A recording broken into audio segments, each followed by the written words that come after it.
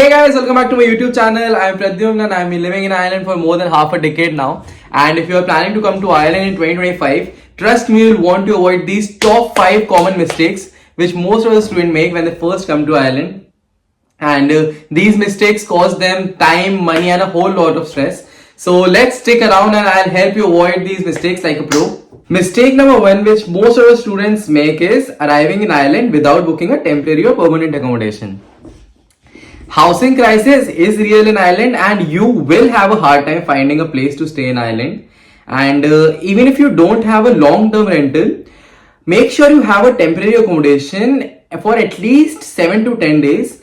And that can be a hostel room, hotel room, a PG, anything. But you need to have that room because trust me, finding accommodation in Ireland is very tiring, very time-taking, very frustrating. Because when we were looking for this place, we had to contact around 5 to 10 agents and apply for... How many properties did I apply to? I'll say for a week, I was continuously looking for all the openings on daft.ie and I applied to almost all of them. So this was the only house which we were getting. We had some different results like one of my friends, my apartment rates wasn't working at that time, and most of the rentals like whole house unit rentals require your work reference. So that was one issue which I was personally facing, and that's the issue which most of the students will face because students when they first come from India, they don't know like what all documents are required to book a place. Not a student accommodation, booking a student accommodation is fairly very simple. But when you look for a house or an apartment or a full-fledged unit for rent, there is a defined set of documents which you will need. And when you are a student, you don't have them like your pay slip, your work reference, your previous your previous accommodation owner's reference. So these are a few of many documents which are required to book a place in Ireland. Have a temporary accommodation sorted out for you. This relieves a lot of stress, and while you look for a full-time accommodation, you will have a place to stay and you won't have to sleep on your friend's couch. For example, Kush Mehtani stayed in our place for around 10 days and then Hitansh also slept on a couch for a few days. All because they hadn't planned their accommodation prior coming to Ireland. So that's one of the most common mistakes which students do. And if you want to book a student accommodation, there's this link in my description. The second most common mistake students do is not opening a bank account as soon as they arrive in Ireland. You will need an Irish bank account for almost everything, be it paying your rents, you're getting your student discounts, I'll come on to that as well.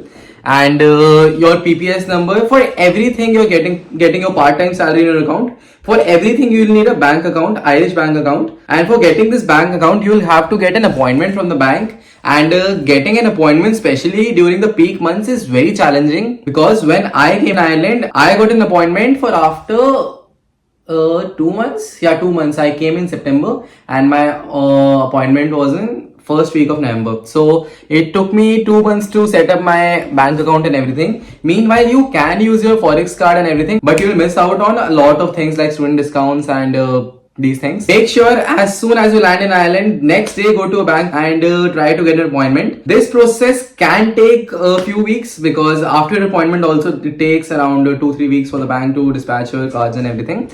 So that will take time, and in meanwhile you can do other things like setting up your room and everything, finding an accommodation. So that's the second most common mistakes the students do. They think bank account is not easy because they have cash and they have the forex card. So they sometimes keep delaying the process of making a bank account.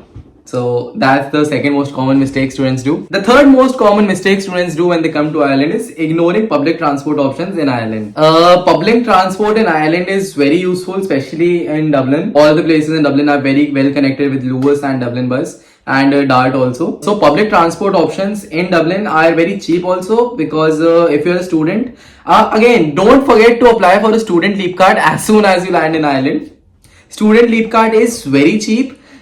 Getting on a bus is only €1, getting on a Lewis is only €1, taking a Dart is only €1. And again, if you change any of these modes in 90 minutes, it's only €1. Only if 90 minutes succeed, you will have to pay another €1. So for example, if I go to city at 10, I tap my card on the bus at 10 AM and come back at 11, only €1 will be deducted, and I won't have to pay anything else. So €1 return using a bus. And if I book a cab, because most of the students in India book cabs and everything, and cabs in India are very cheap, but in Ireland cabs are expensive. They will burn a hole in your wallet. So make sure that you use public transport. And I was telling, if I take that cab for the same journey, it will cost me around 20 to 30 euros, which is I'll say 1800 to 2700 rupees. That too only for 4 or 5 kilometers. So cabs are expensive in Ireland, so avoid taking cabs and get your student leave card as soon as possible. Fourth most common mistake students do, and this they do unintentionally, is missing out on student discounts. Most of the shops, grocery stores, any retail outlets in Ireland have student discounts, but they won't get applied to your bill automatically. You will have to show your student ID or your Unidays account. Unidays account is something which verifies if you are a student in Ireland or not. Your student card also works. So if you give your physical valid student ID, you show your ID to the shop owner or the cashier, you will get at least 10 to 25% additional discount on whatever other discounts have already been applied. Okay, so on top of that discount, you will get an additional 10 to 25% discount, so which in the long run saves a lot of your money. Okay, and please don't hesitate in asking these discounts for, because these are specially made for students.